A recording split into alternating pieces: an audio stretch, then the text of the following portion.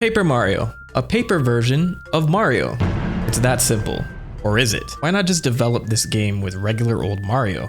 And is this Mario a different Mario from this Mario? Mentok, it's called a creative design choice. I know some people know that's the answer to this question, but that's not enough for me. I gotta look deeper. This series is an interesting one because what started as a sequel to Super Mario RPG, Mario's debut in the role-playing game genre, transformed into its own unique series, telling stories in a vibrant, paper-crafted world. New, but familiar. And to unravel the origins of Paper Mario and answer these questions, we have to take a little detour back to 1994. By then, Mario already defined the platforming genre, but he was so much more than that at this point. He starred in puzzle games, racing games, educational games, games like whatever you would call Mario Paint.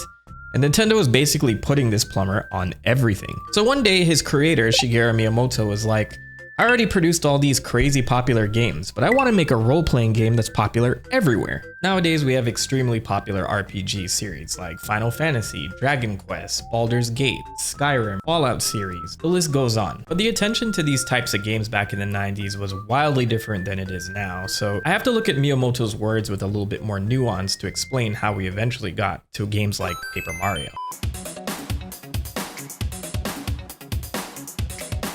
In the early 90s, video games in the West were for kids and for nerds. Or that was the narrative at least. Though I'd argue everyone dabbled in a Mario or Sonic game, bare minimum. But let's say in popularity, those games were like the top 1%. In that same 1%, there were the fighting games that were running the arcades, your Street Fighters and Mortal Kombats, pulling in teenagers that wanted to see violence and blood, and of course the younger brothers and sisters feeling severe FOMO because they weren't old enough to play, while the media and government were still struggling to understand what video games were in the first place. Does this really have to cost this much? Where should the anger be directed? Amidst all this, there was a cute little genre known as the RPG. Video games born and heavily influenced by the origin of modern-day role-playing, Dungeons and Dragons. This tabletop experience dating back to 1974 was exclusive to hardcore nerds, social outcasts, and Satanists, allegedly. But this game would explode in popularity in the 80s. A fantasy-based game where you create a group of characters with their own unique races and stats to experience an epic adventure until you had to leave Timmy's house because you were late for dinner. This unique social gaming experience immediately led people to attempt to turn this into a video game, transforming this into this. This is a game called Dungeon, one of the first graphical computer RPGs to exist, developed in 1975 by a few college students, and I promise this somehow leads back to Paper Mario. With D&D style games being a no-brainer, there would be more and more of these as video games grew in popularity over the years. Lore, character stats, and setting were still heavily influenced by Dungeons and Dragons.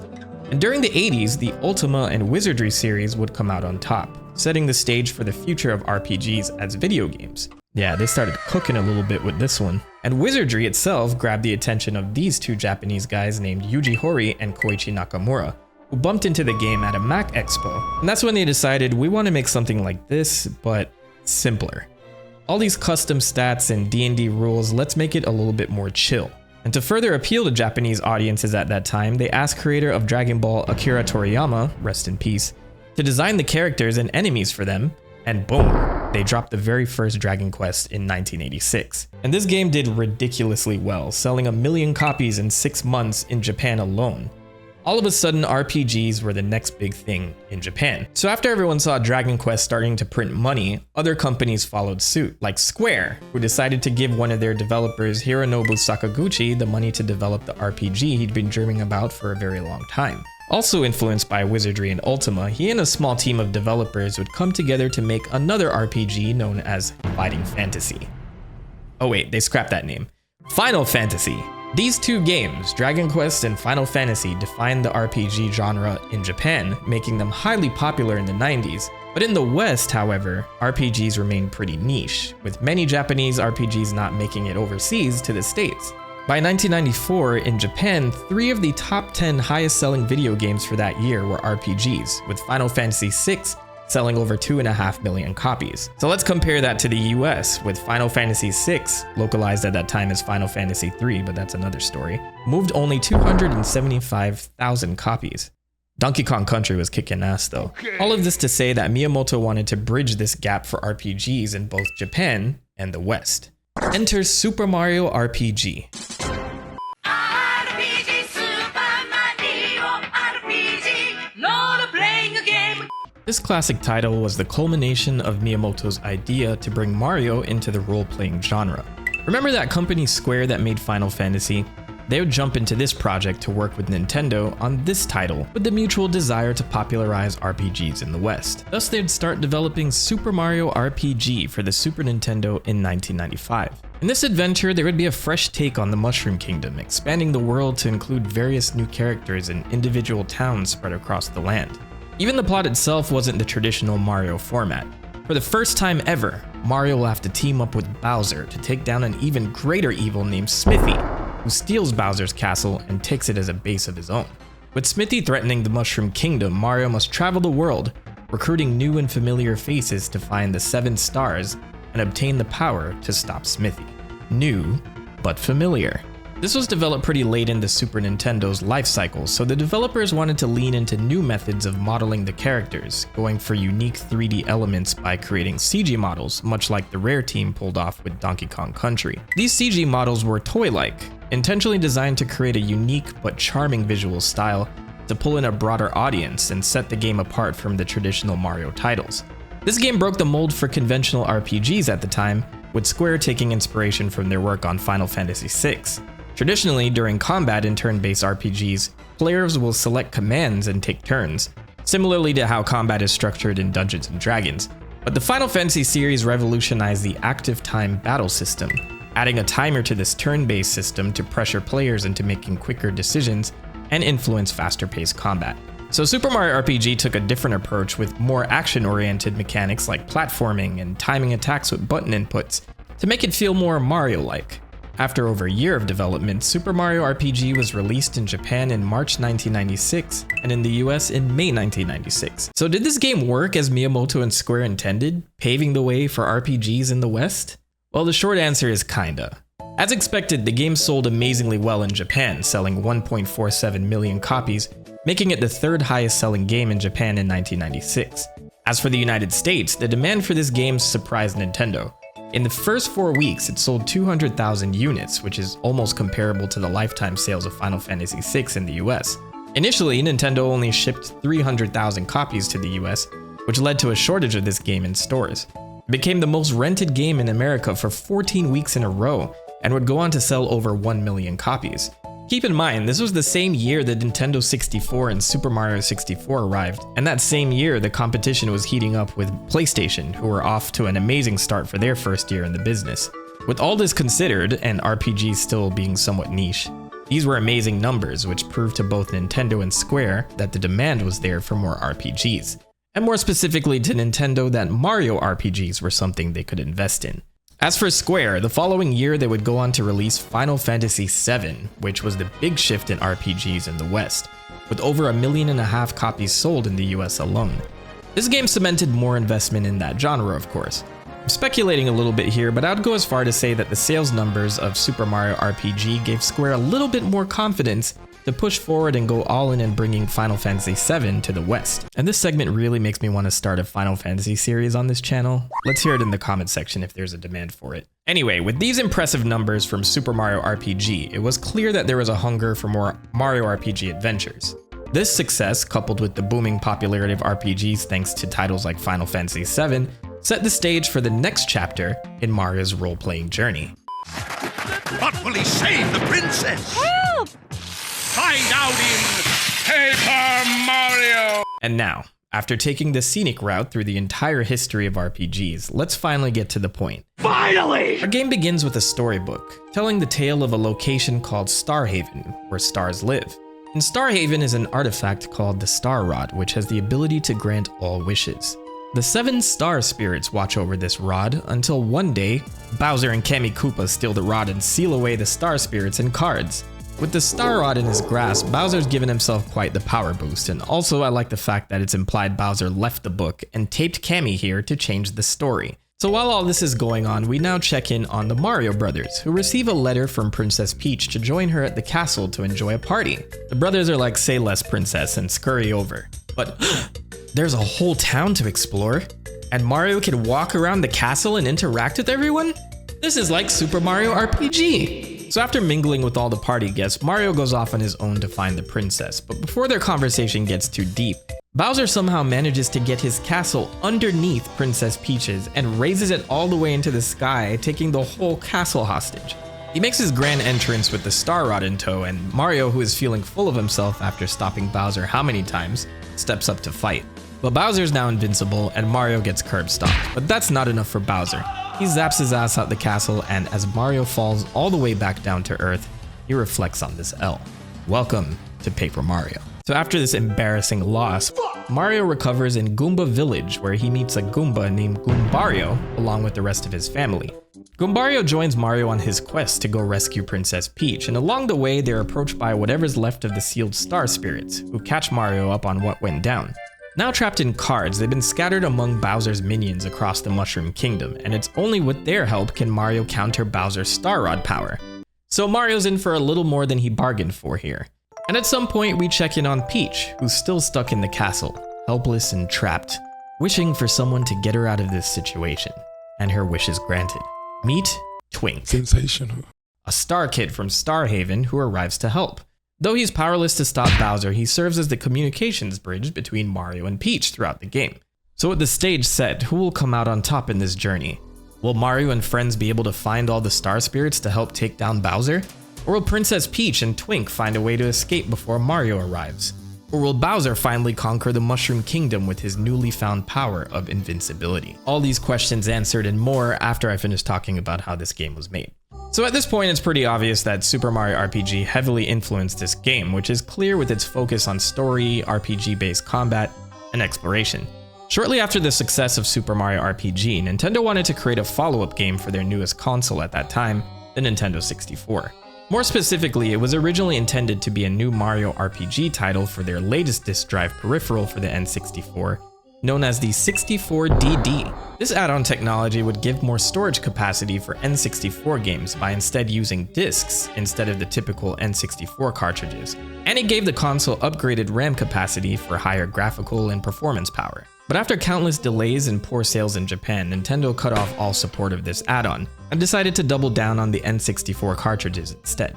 This new Mario RPG was initially named Super Mario RPG 2, and Nintendo would go back to Square to ask them for help to develop this new game. But they were forced to decline this offer due to their work on Final Fantasy VII and their exclusivity contracts with Sony, I'm sure. This decision may have been a bit of a sting to Nintendo, since Final Fantasy VII would be the very first game in the series not developed for a Nintendo console.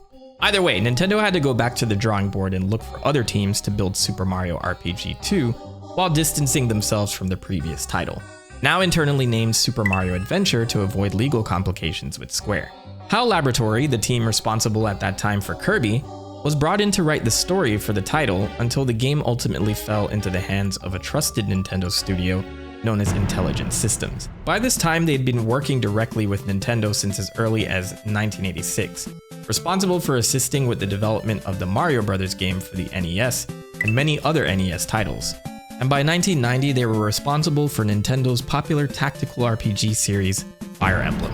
So without Square around to serve as the RPG experts, Nintendo counted on the next best studio in their arsenal with Intelligent Systems, who by 1996 had already had 4 Fire Emblem titles under their belt. The developers spent about a year and a half experimenting with new graphical ideas to implement in the new RPG, trying out pre-rendered models like in the original game, but this didn't sit right with them. At this time, most video game studios were trying to transition out of 2D graphics to 3D while preserving their creativity, and for many, this would prove difficult. Kenji Nakajima was the chief programmer for Paper Mario at the time and was joined by Naohiko Aoyama, the art director for the title. In an interview with former Nintendo CEO Satoru Iwata, they would explain how difficult it was to get the graphical style down.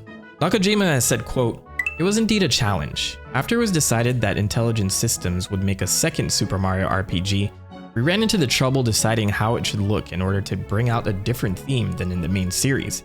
We couldn't determine the route to take with visuals. At first, we broke into teams and worked in parallel on making about 3 sample models. Aoyama would be the designer in charge of making one of those sample models, and he has said, quote, "And while the design remained undecided, I naturally spent a lot of time waiting. Then during that free time, casually for my own interest and totally apart from the course of the team was taking, I made a rough image. I hoped it would somehow serve as a kickoff point and submitted it. Then they called me to a planning meeting and said, 'Bring back that picture.' and this is what I presented. This image here is from March 5th, 1997, and one of the earliest designs for Paper Mario. It depicts a game with 3D polygons designed in a 2D style, much like a picture book. This was the winner for them, a 3D graphical style that didn't exist at the time, and thus Paper Mario was born. Though it's probably important to note that the name Paper Mario was just the name they used to localize the game in the West, with this series being called Mario Story in Japan. Strangely enough, the name Paper Mario can be found in some Japanese advertisements and materials for the title. Paper Mario が仲間と一緒に大冒険。Nintendo 64 Mario Story. But I digress. There's definitely more to this fascinating development story, but let's check on Mario's progress. Oh look, they're facing off with the Ninja Turtles.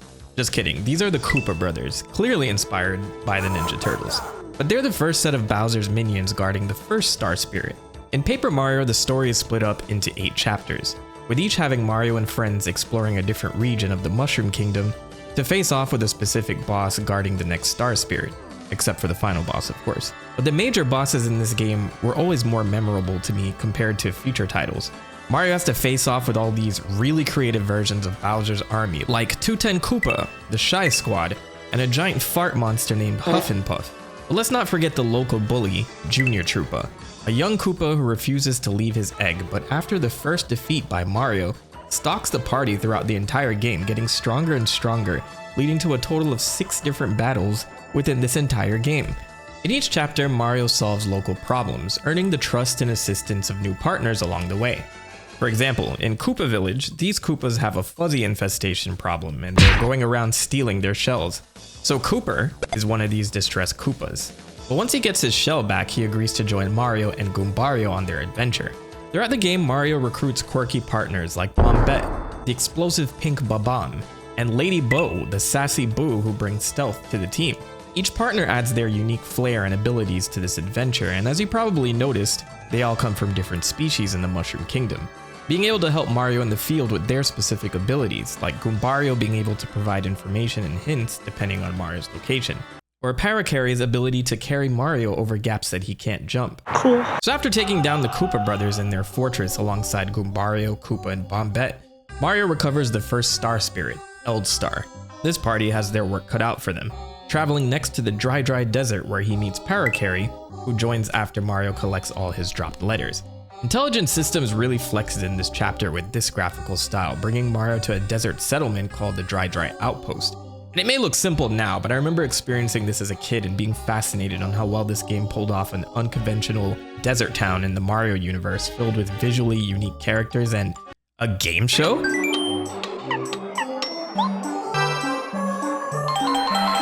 I used to think this was so cool.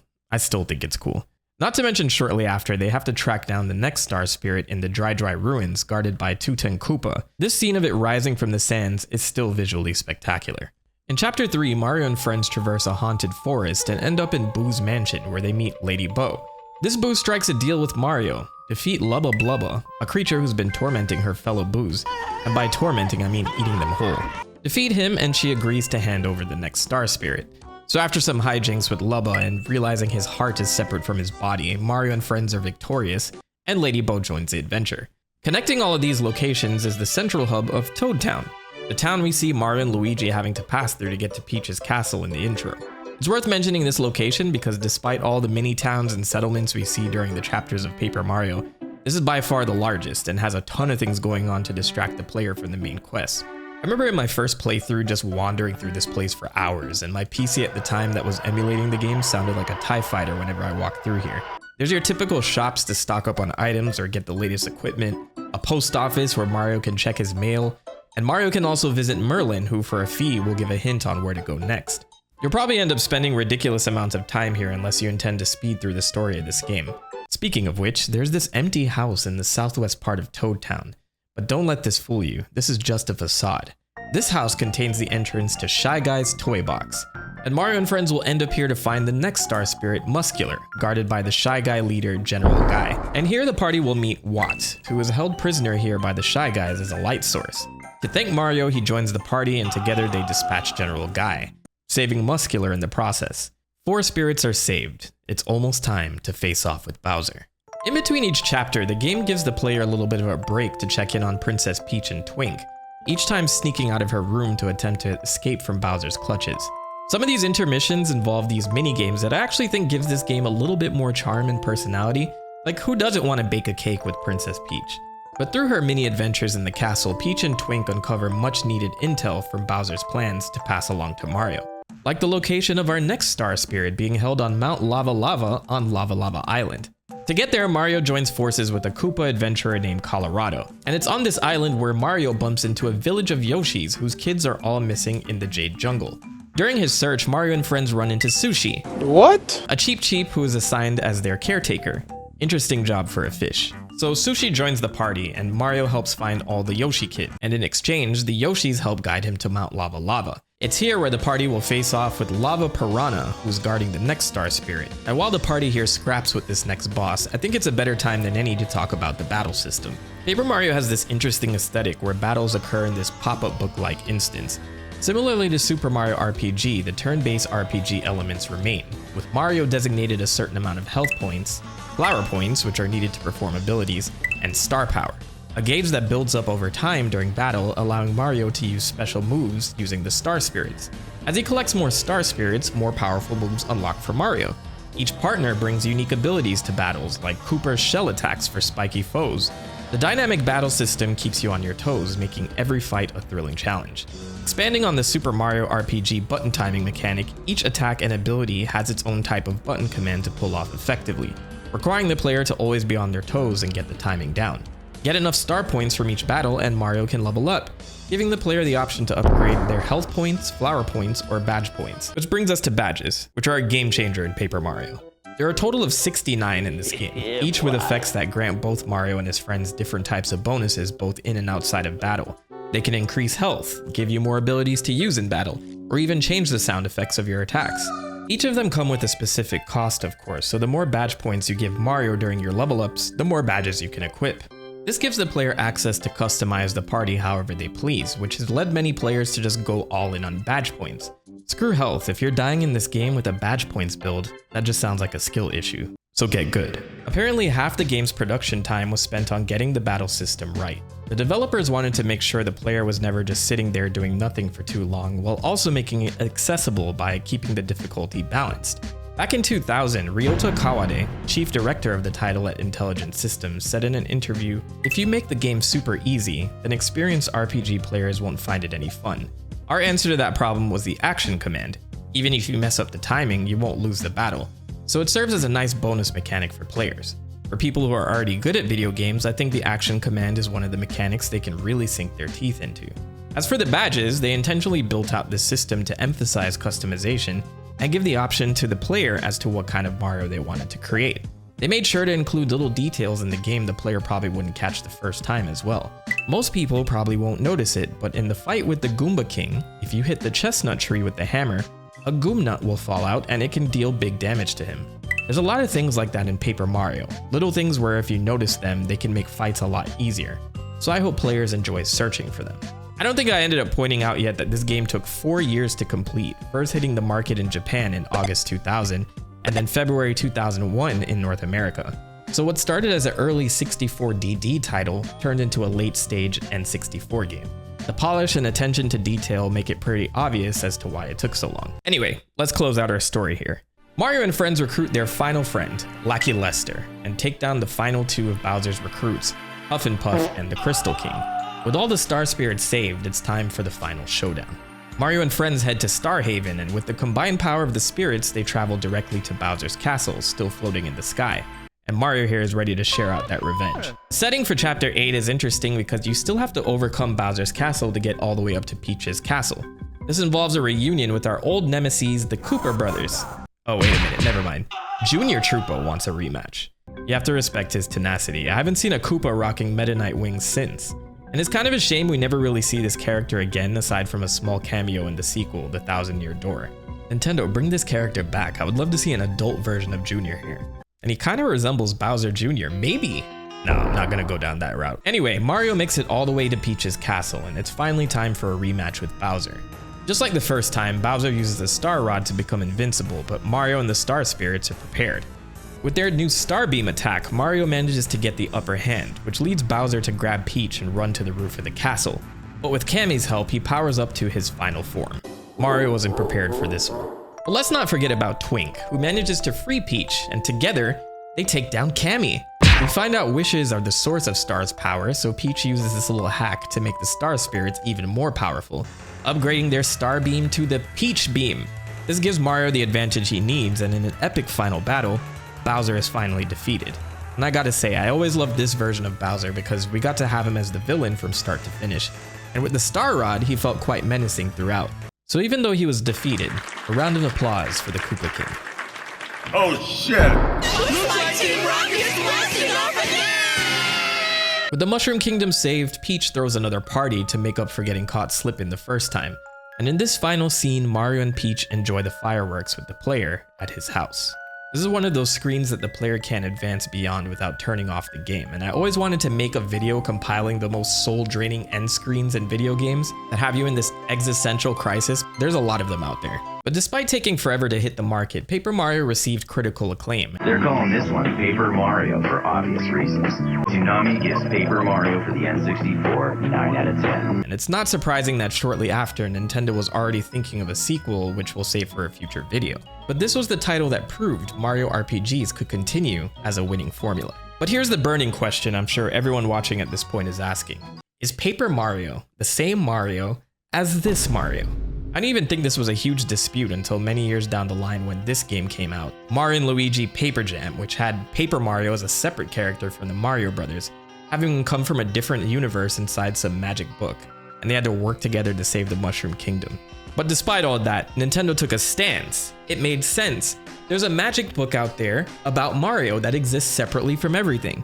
And in later games, he does papery things like fold into paper airplanes and whatnot, things normal Mario can't naturally do. So yes, this must be a separate Mario. Enter Shigeru Miyamoto, destroyer of all lore. So there are multiple links, but is it always the same Mario? 一緒です。ミッキーと一緒。 So yeah, my advice, don't think too hard about consistency in any Nintendo franchise, except maybe Splatoon.